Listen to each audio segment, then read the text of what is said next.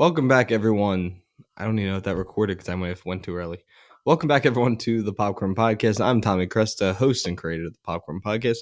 My co-host, though, Ryan Ferrand, is not here with me today. He is down the shore still working. And yes, I know it's been a while since we put out an episode.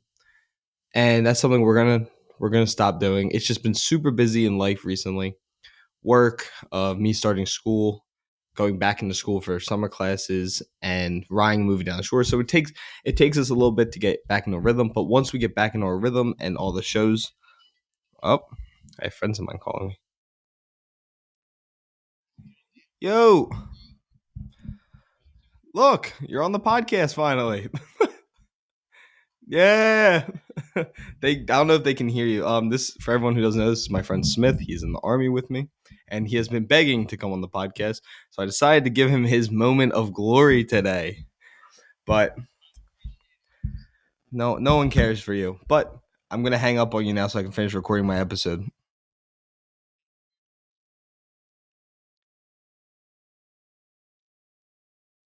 Oh, thanks, Smitty. You still a bitch. Yeah, that's Smith. He's one of my buddies from the army.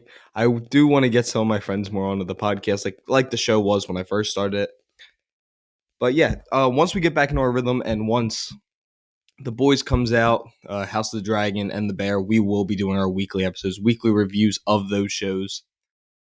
But it's just been weird right now. Not a ton of movies have come out, but enough that I have some things I want to talk about. Excuse me. But yeah, enough that I wanted to come on do a solo episode and talk about a couple of the films I've watched recently. Do I hear someone tapping on my door? No. Um, but yeah, and what else has been going on? Yeah, I've been working on the short film tirelessly. Yeah, tirelessly on the new short film, the horror one I've been writing. Ryan's been huge with writing on this one. So is our friend Ian. And yeah, I'm very excited to eventually get to actually film the project, put it out there, show you guys, because this is a project I've wanted to do for a long time.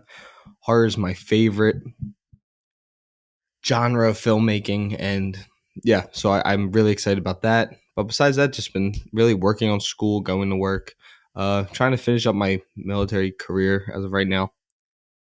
And yeah, I think that's it. But now actually moving into the movie side of things and what films I've been watching. Let me get my Letterboxd app open.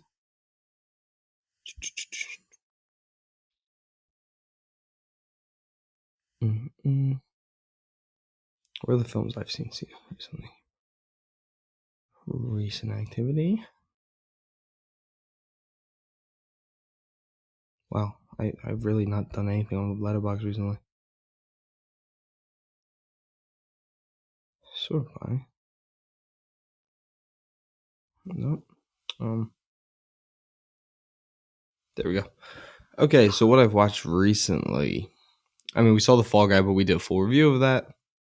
In a Violent Nature, which I wanted to save until after. Look on my notes then. I guess I didn't letterbox these movies. Yeah, we did Mad Max Fury Road. I went and saw. I really, really enjoyed it. I thought the fight choreography, the driving, the car sequences. Anya Taylor-Joy is a superstar. Chris Hemsworth is proving once and again that he is still probably what I think's one of the top tier actors that have come out of the MCU. He's still technically in the MCU.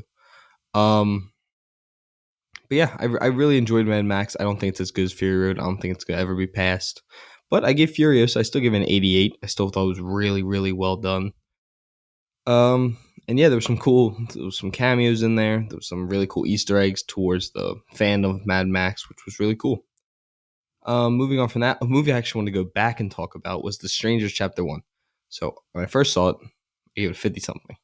I've now seen it twice more with other people, and I'm dropping it down to a 38. I think my review was different the first time I saw it just because I was so excited to finally have a new Strangers movie after waiting so long since Strangers 2, Pray at Night, They Pray at Night, something like that. So I think I was just so excited. And I let my emotions get the best of me in my review. But now looking back on it, it's definitely not a good horror movie and probably the weakest. It is definitely the weakest of the franchise. Which is hard because it is the first film of a trilogy. But yeah, I wasn't a huge fan. Now looking back on it, some of the decisions that they made, I didn't like the costumes as much this time. I still thought Madeline, oh my god, the girl from Riverdale, the main actress, she was still really good. She was probably the best part of the movie. As I said, Furiosa, given 88. Then I went and saw If. If was genuinely, it's getting ripped apart a little bit by critics right now. I give it a 62. It is a sweet, sweet movie with a pretty nice twist.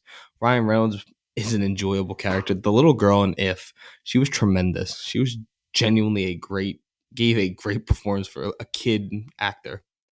So that was really nice. It was such a sweet movie, and being an older brother and having an imaginary friend when I was little, it was a really nice movie, and I love, you got to stay for the post-credit scene. I'm telling you, it is worth every second. I went and saw The Crow, the original one. It was back in theaters for the 30th anniversary. The movie's awesome. It's so good. The gothic grunge tone of it, Brendan Lee giving career performance for anyone, especially him, because sadly he passed away on the set. But that was a career defining performance. And it was so cool to get to talk to Ernie Hudson about it and then getting to see him on screen. Like, I've talked to him. But the Crow, the original Crow, is so good. And I think one of my biggest issues was that people booed the new Crow trailer before the Crow, when the director has said nothing but wanting to honor what Alex Proyas, the director of the original, and Brendan Lee did from the first one. They want to honor Brendan. They want to honor the original one. They want to pay homage to those movies, not make a new thing where it's like, oh, you know that version, F that. They want to make something that can honor and stand with that. And I don't know why people have such a hard time with that. It's been 30 years. I want to see a new Crow movie. That's what I want. And I really am excited for this new one. I don't think it can live up to the hype of the first one. First one is genuinely an all-time superhero movie. All-time, I guess, independent film, you can call it.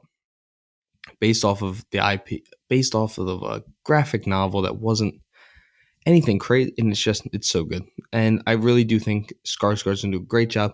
Ernie Hudson even talked about it. He thinks Bill's going to do a great job. He thinks the movie's going to be good. He's excited to watch it, he said. But again, he agreed with me. It's Brandon Lee is the Crow. He is Eric Draven, and Bill Skarsgård is going to try and honor that and do the best he can.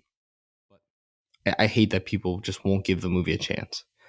That's my little spew on the Crow. I talk about this with my dad quite often, but yeah, now moving on to the main point of this episode, and that is In a Violent Nature, the new horror film by IFC and Shudder. It was directed by Chris Nash, and so far it's actually made $2.2 million at the box office. It's cinematographer Pierce Dirks, and it was produced by Shannon Hanmer and Peter Kopalski. This film is about when a group of teens take a locket from a collapsed fire tower in the woods. They unwittingly resurrect the rotting corpse of Johnny, a vengeful spirit spurred on by a horrific 60-year-old crime. The undead killer soon embarks on a bloody rampage to retrieve the stolen locket, methodically slaughtering anyone who gets in his way. So, this film, straight from the start, the review so far is 6.2 out of 10 on IMDb, 69 on Metacritic, 67 on Google, with an 85% critic score on Rotten Tomatoes, and it has a 45 audience score. Ooh. Okay. But the critic consensus, as a single-mindedly focus on mayhem as demonic monster in a violent nature, serves up a deliciously disgusting feast for gore aficionados. I really liked it. I know I see that people don't like it, which is kind of shocking to me because I thought it was really good. I mean, this is up there for one of my top movies of the year so far. Like, what I think is one of the best movies of the year. I have it above Furiosa. So, I mean, maybe I'm in the minority on this one. I see where people are coming from. A friend of mine, Sam, she did not like this movie. She said that it was too much for her. It was very gory, in your face, and she just wanted the movie to end. While for me, I was like, please don't end yet. Like, I'm enjoying myself. And I thought it did exactly what I wanted it to do. It didn't go over the top with any idea. It was straightforward. It was pretty simple idea and had a simple ending. That's how you make a good horror movie. You don't have to have some crazy third act epic battle. It doesn't have to be like that. It just can be simple. And this movie is simple. It is straight to the point. It's in the title. It's in a violent nature. It is violent. It is quick, gory, disturbing horror. And there's a shot from in the trailer. The girl's doing yoga and he's walking up to her. If you have trouble with gore and you're watching this movie, you might want to close your eyes for the next 2 minutes when he's walking up to her. There's a scene in Saw 10 where the girl has to cut her leg open with a wire saw and then suck the bone marrow out. That's bad. This is up there. This is one of the most disturbing scenes ever. But besides that, I'm not a gore porn person. Like, I don't love gore like that. But this didn't feel like that to me. This was just violent. Like, these weren't gore. Like, it wasn't like the Terrifiers to me are gore porn. This was just violence. Like, this guy has a mission and he's going to complete it in his way, which is just, as they say, methodically slaughter anyone that gets in his way. But yeah, I really, really liked the movie. I thought, what I say his name was. Because I want to give this dude all the credit. Pierce Dirks. It is one of the most well shot and beautiful movies of the year so far. I mean, it's stunning. The movie is a horror movie from the whoa.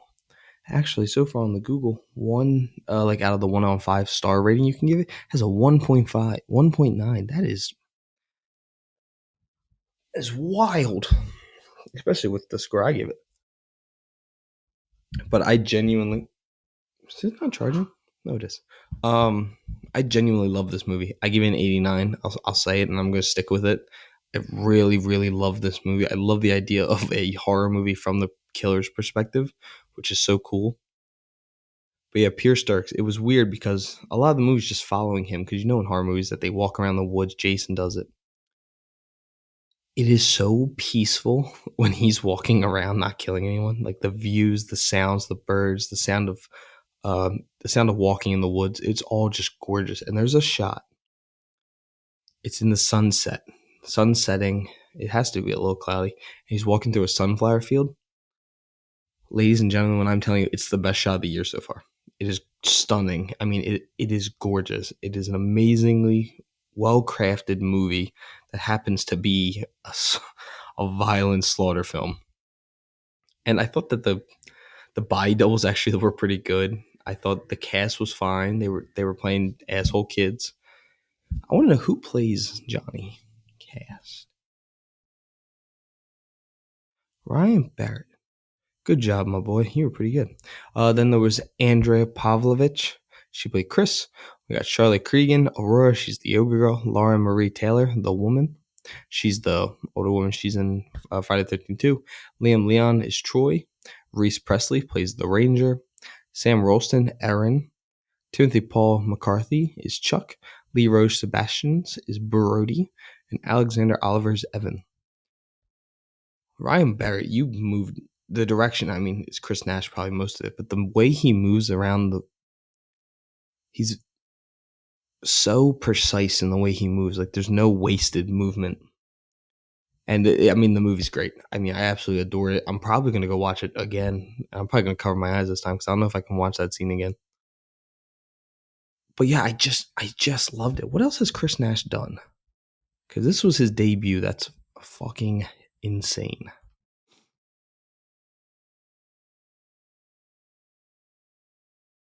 Oh my god, I think this is his first real movie.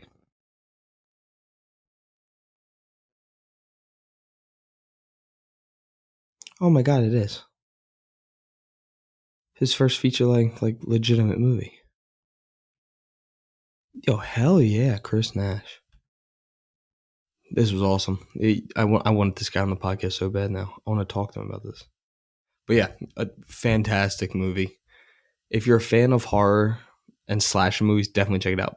If you're not a fan of gore, do not watch this movie. If you're a fan of gore, if you're a fan of violence, you're a fan of horror, you're a fan of cinematography and film, any of this, watch this movie. I'm telling you, it is so good. Yeah, that's all I really had to say about Violent Nature. I think you should all go watch it. I mean, I absolutely adored it. What any reviews come out about this yet?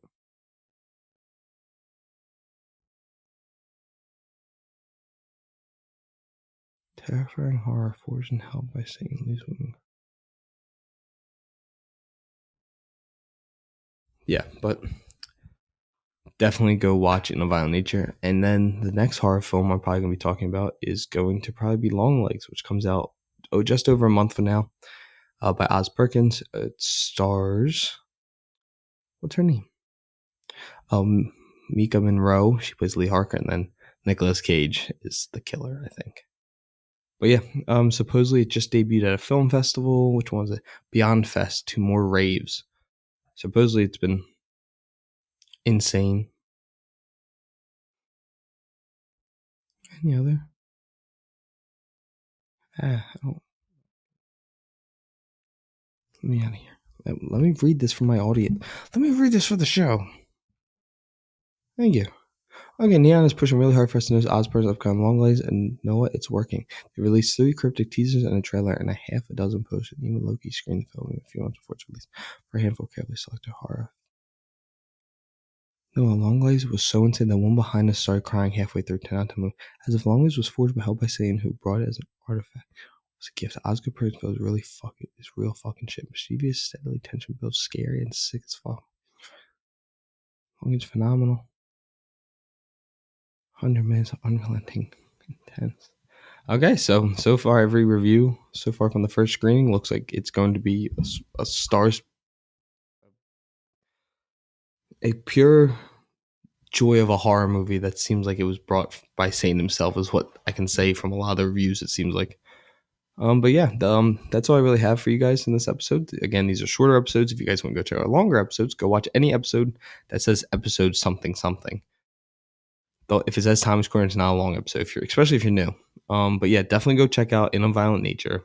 It is so good, and I highly recommend everyone to go check it out. Make sure to go check out our Patreon page. Please subscribe. We are going to start putting out episodes more and more. Make sure to go stay and keep checking out our YouTube. We have our Baseball Live at Bats video coming out on June. Well, we're filming June 23rd. Probably be out early July. But yeah, super excited. Thank you to Monkey Sports, and thank you for Tyrus Sports for sending us some amazing baseball equipment that we will be giving out to you guys once the video is done. We want to send them out, get you guys some cool baseball gear, especially for summer ball coming up. Thank you guys so much for tuning into this week's episode. It means a lot to me. It means a lot to Ryan. And yeah, keep listening, keep enjoying film, and we'll talk to you guys later.